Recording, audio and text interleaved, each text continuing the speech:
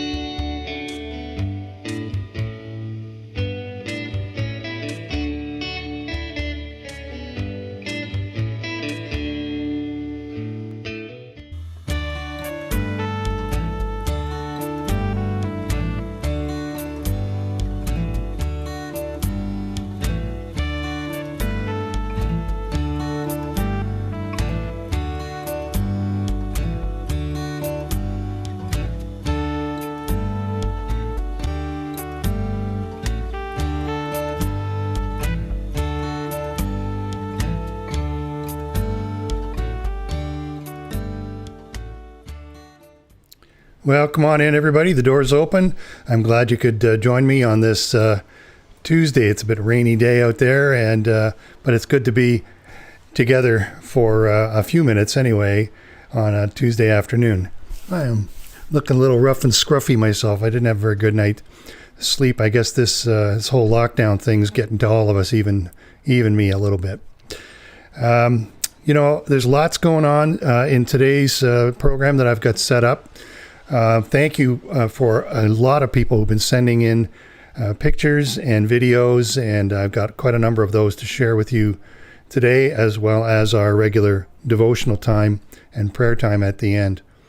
I want to thank you very, very much for supporting what we're doing on this kind of effort with this online stuff. We're in the long haul, it seems, and I know that it's been a real struggle for quite a lot of folks who are certainly on their own at this particular time. It's trying to find that balance, I think, during this time between doing the right thing and the responsible thing and the safe thing when it comes to our physical health, but also balancing that against doing what sometimes is in conflict with trying to do the right thing and the balanced thing when it comes to our mental health and spiritual well-being. And certainly we're no stranger to that, even in our own congregation at the moment. As you know, many of people in our congregation are a little bit older, and there's quite a few people in our congregation on their own, and this has been taxing on all of us for different reasons, and especially on folks who are by themselves. So keep us in prayer as your session from Burlington East will be meeting this coming Monday, November the 2nd, I guess it'll be, to discuss reopening and what that looks like, and are we going to hold to our date of Advent 1, which is November 29th, or have to move that, and are we going to open subcomponents before we open, so a lot of things going on in that regard. So my heart goes out to all of you folks out there that are part of our congregation that are struggling being on your own and trying to keep some kind of connection. I mean, we're all struggling to keep connection. It's not just those folks, but there's a good percentage of folks in our congregation in that particular boat.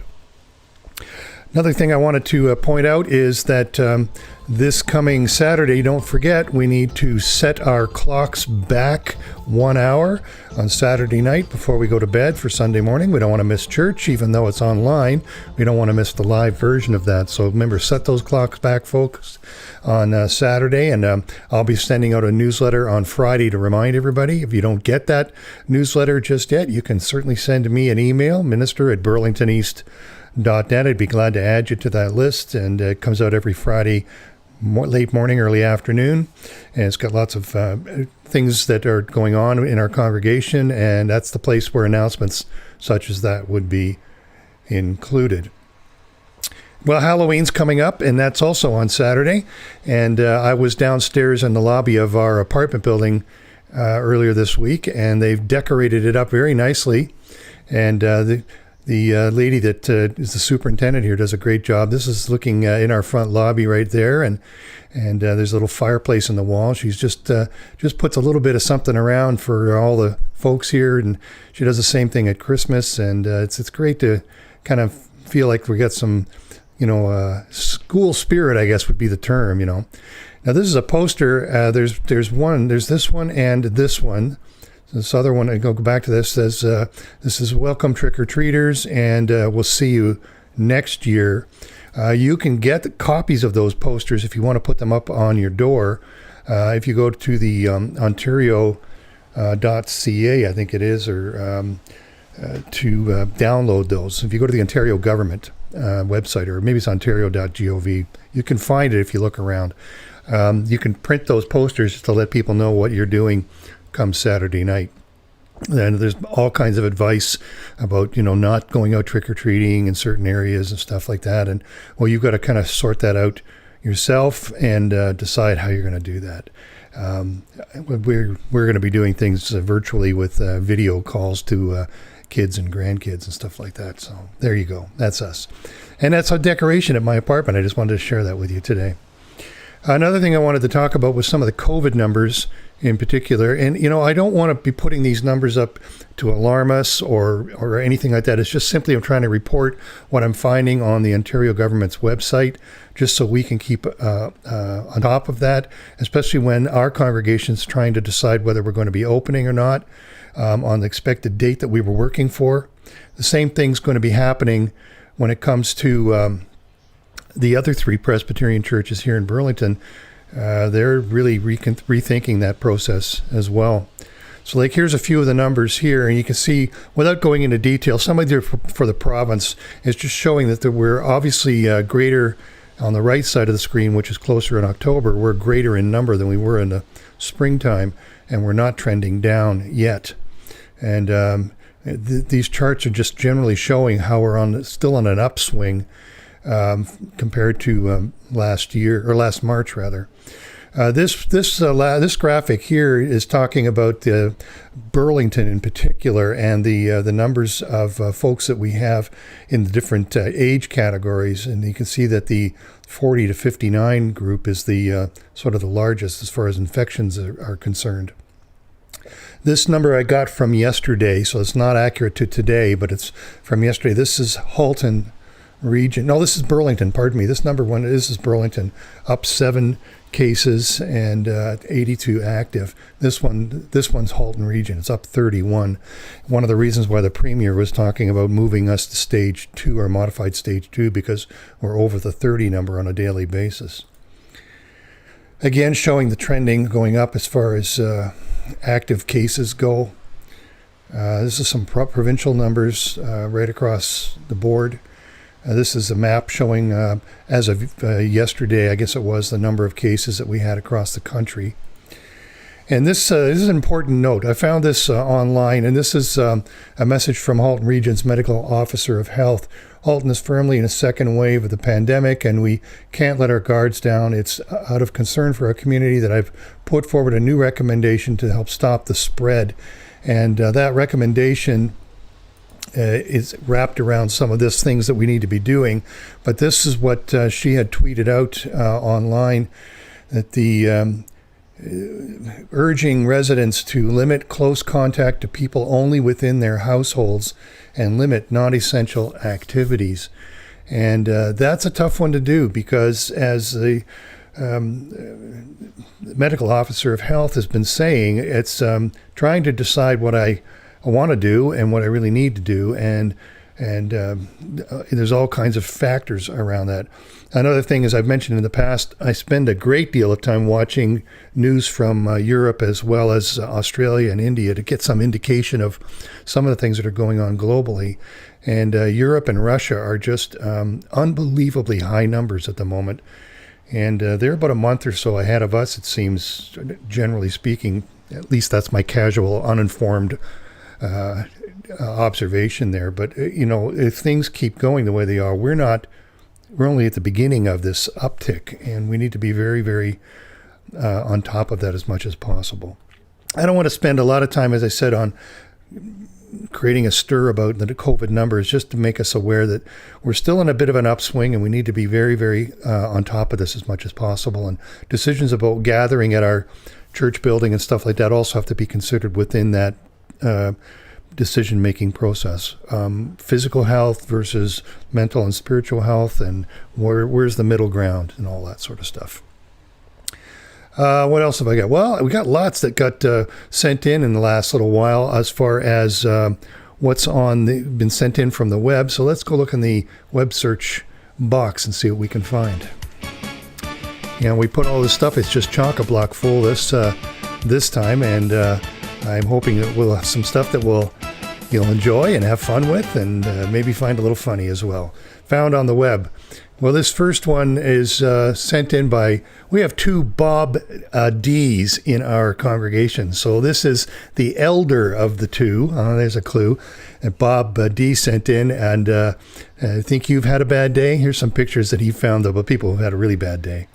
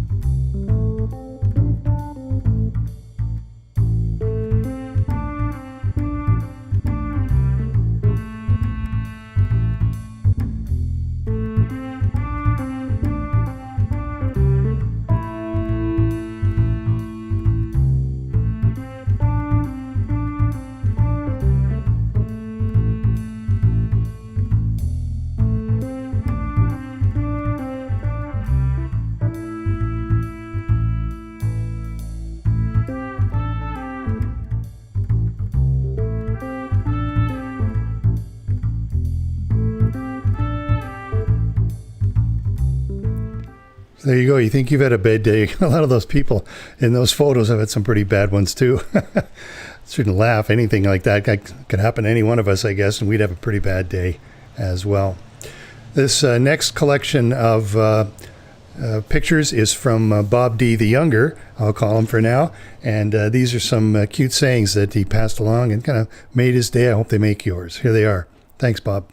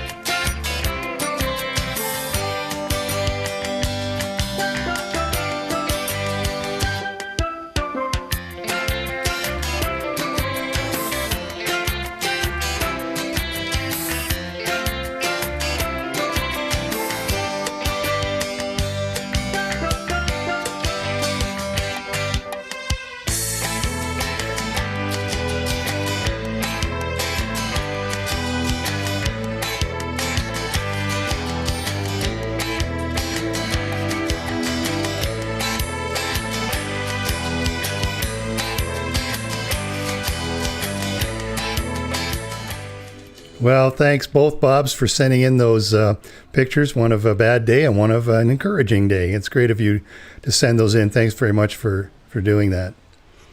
This next one is a bit of a musical piece that Ron D sent in. I think he said he got it from his uncle, who sends him stuff all the time.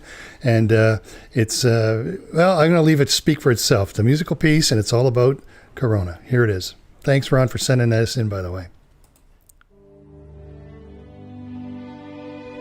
No corona, no corona. The days are getting longer, my cabin fever stronger.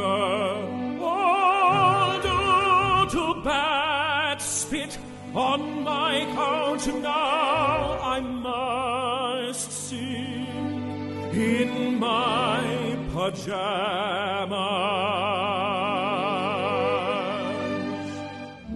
But when the quarantine is done,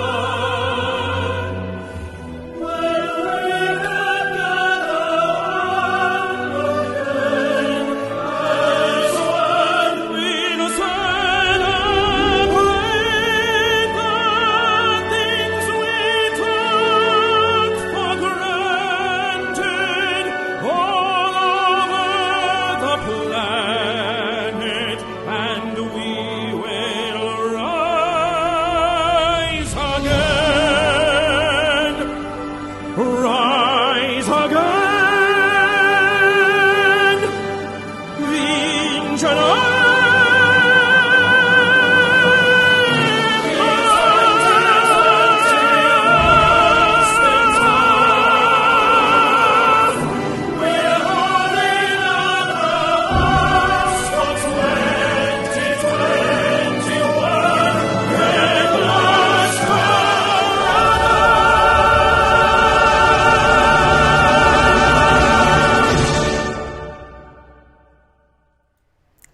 Thanks, Ron, for sending that in. That was brilliant, absolutely brilliant.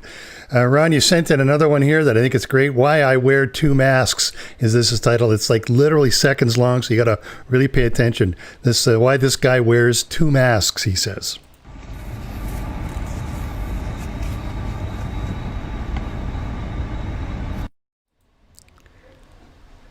I guess he defeats the purpose of having them on, but it looks like he's wearing them, I guess. Anyway, there you go. I thought that was funny, too. Thanks, Ron. Now, this next one is in lieu of Halloween. Ron sent this one in as well, and it's all about somebody who dressed their dog up. And there's we know someone connected to our church family who's got a little wiener dog, I like to call him, and that's what this one's got a costume on for Halloween. And they sent this little wiener dog around, and well, you'll see what happens with this special costume all set up for this little dog. Here it is.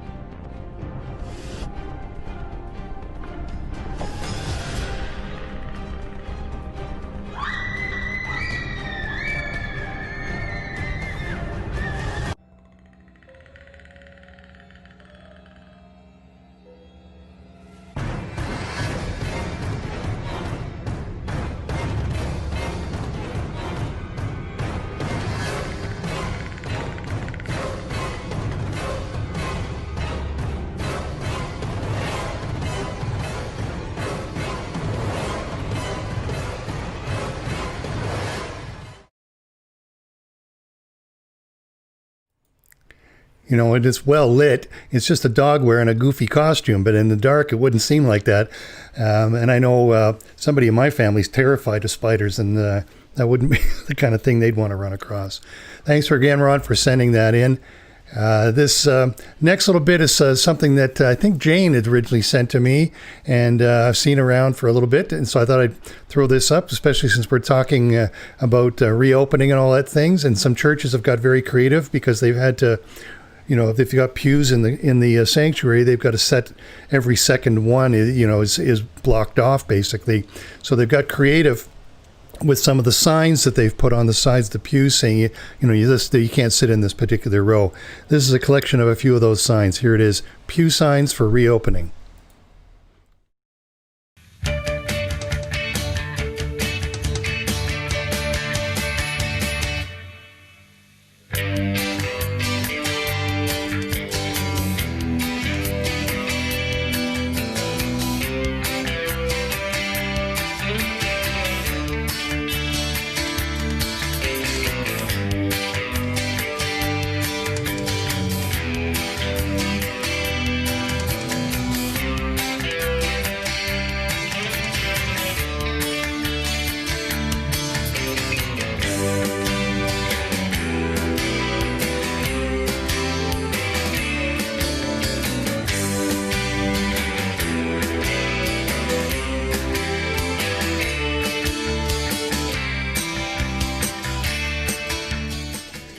Now, I know I've seen in a lot of other churches, they've got, you know, lots of these signs, but that just gives you some ideas of some of the sort of sense of humor that people are using in trying to work out this lockdown and restrictions that we've got. And it's fun to see these sorts of things, I think. So, Jane, thanks for sending those along. And if you have any that you've found, pictures or videos that you've come across, please send them to me. Just email them to minister@burlingtoneast.net. I'd be glad to give them a look at, and maybe we'll get a chance to share them on a Tuesday afternoon when we're doing our check-in. And we're going to move into our time together now for our Tuesday devotional. Today's Tuesday devotional will be focused around Matthew chapter 17. And I received a video just today from Karen B. And I thought this would be a nice, different kind of a twist on a song. It's in Spanish, but it's a tune we all know very well. And it might be a way for us just to get ready for our Tuesday afternoon devotional. And here it is. This is Amazing Grace, sung in Barcelona.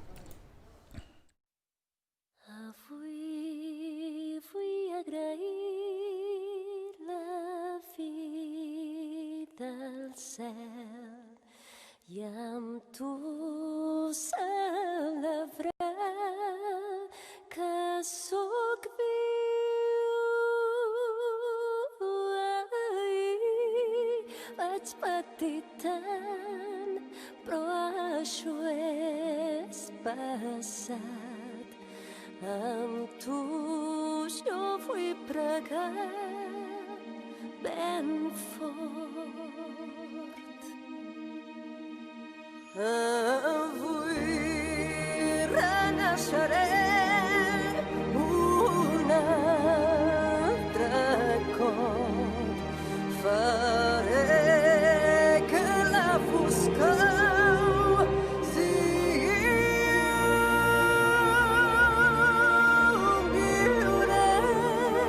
sense cap por, gaudint del món. Ja tindré a prop del meu amor.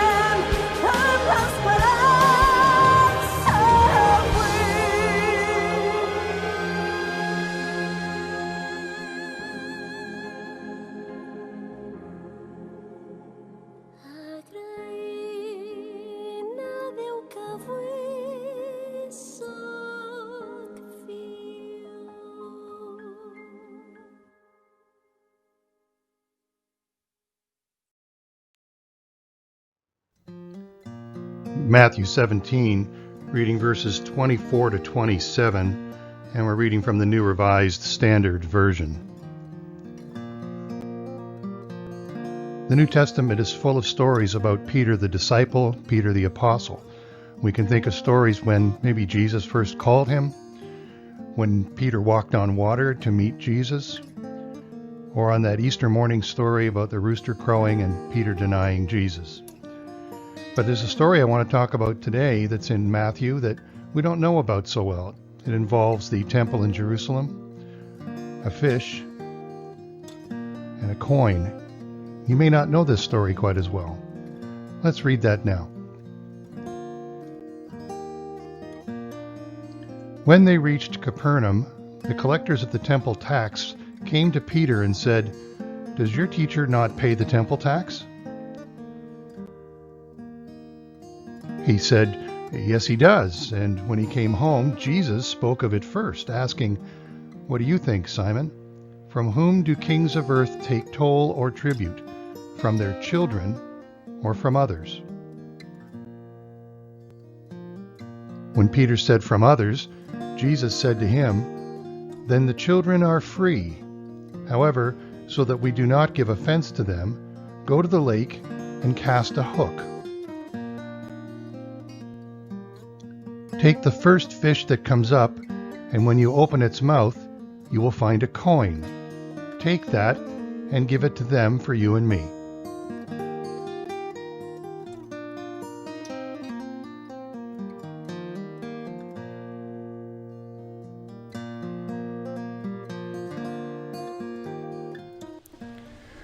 Not only do we know a lot of the stories about Peter, we also seem to think we know most of the miracles that Jesus performed, and this is no less a miracle than turning water into wine or walking on water.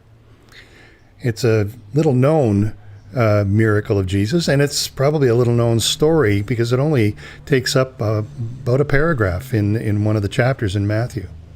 It's not talked about that I'm aware of very much, and might be in a Sunday school lesson here or there, but I don't think its sermons have been built around it. But there's a truth in there, and there's a reason that it's included in the Gospel of Matthew. And I don't have all the reasons for that, but I just thought this might be an interesting way to think about our Tuesday afternoon devotional. We take a closer look at this little story. The miracle is not so sort of big, I guess is the word I'm looking for there. It's not flashy. It's just something that happens, and again, it just takes up a small paragraph in Matthew. But I think that there's a significance in the story in of itself, because Jesus points out very clearly that he, not only he, but he and the disciples who are following him, the people who are following him, are something different than just adherence to a belief. They're now members of the king's family. Because he asked that question of Peter, do the king's family, do they have to pay the tax like people who live in the country would have to do? Peter says, well, no, the children they're there. Well, that's the same with us. We're part of God's family. And in that respect, we're not just living in the country of God's kingdom. We're actually part of God's family. And that's a really important point. And Paul picks up on that in Galatians. Paul says, and this is sort of a paraphrased version in Galatians 4, you can tell for sure that you are now fully adopted as his own children because God sent the Spirit of his Son into our lives, crying out, Abba, Father, and Abba means Father in Aramaic. Doesn't that privilege of intimate conversation with God make it plain that you are not a slave, but a child? And if you're a child, you're also an heir with complete access to the inheritance. We are God's children. We're not just members of a place. We're not members of an organization. We're not just followers. And Jesus is pointing that out very clearly to Peter in this particular story in Matthew. And I think it's encouraging for us to be thinking about it in that same way, that we're God's children. We're part of the family of God. And that makes something very precious and very special for all of us. I pray that this little thought is something maybe you'll dig into a little further, and that it's maybe been a little bit encouraging for you today, and that God can speak to you wherever you may be, whether you're watching this live now or you're recording later on. Now's the time when we move into our time to pray for other people, and we want to be doing that. Every one of you that's out there today knows somebody that needs a word of prayer. And I've got a number of people on my prayer list that I want to include today, but I'll give you an opportunity during this prayer to say that person in your life, say their name out loud, is a form of faith and an act of faith on your part. Let's bow our heads now. Lord, thank you for this day. It's cloudy, but it's a day that you've given us, and we're thankful for that. This is an opportunity for us to be praying for other people, Lord, and we do that. And Lord, I pray right now for the session of Burlington East Presbyterian Church, in particular, the decisions that they are going to have to make in the next number of days, the next number of weeks about reopening and what that means. I also pray for the people of the congregation of Burlington East, Lord, that this is a tough time for people. Many people are struggling with disconnect from their family and their friends and certainly their church family. Intervene and help us to make the right decisions, heal those that need it, and support those that need it. And now, Lord, hear the names that people who are listening today have for you as they say them out loud. Thank you for these names that have been said, and bless the people who've offered them, Lord. We pray all of this confidently and securely in the name of Jesus. Amen. Folks, it's a short gathering today. That's about all I've got for you today.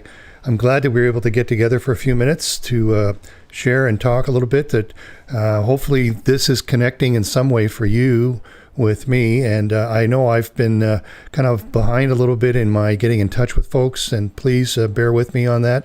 I'm trying to work on that. I'll be frank, I'm struggling a little bit here too with this disconnect, and it's very alarming for me, and I'm really trying to put my faith and trust in God's hand at work.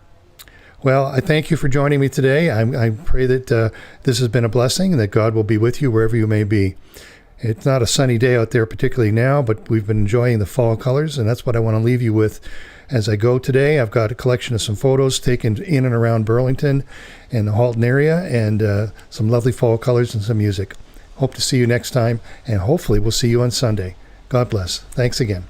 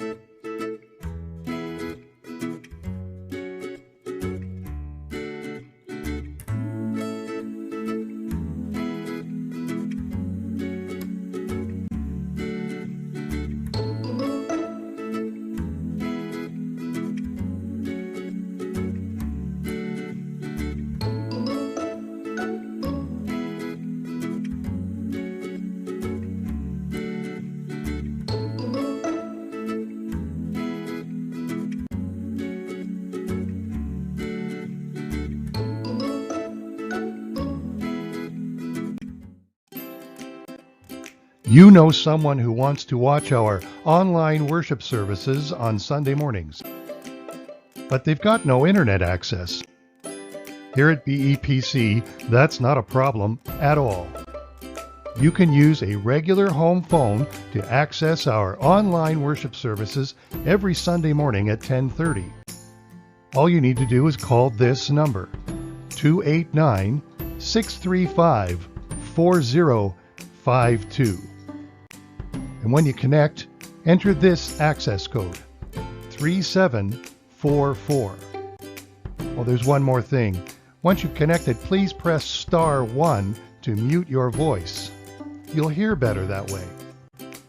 Those numbers again, 289-635-4052, access code 3744.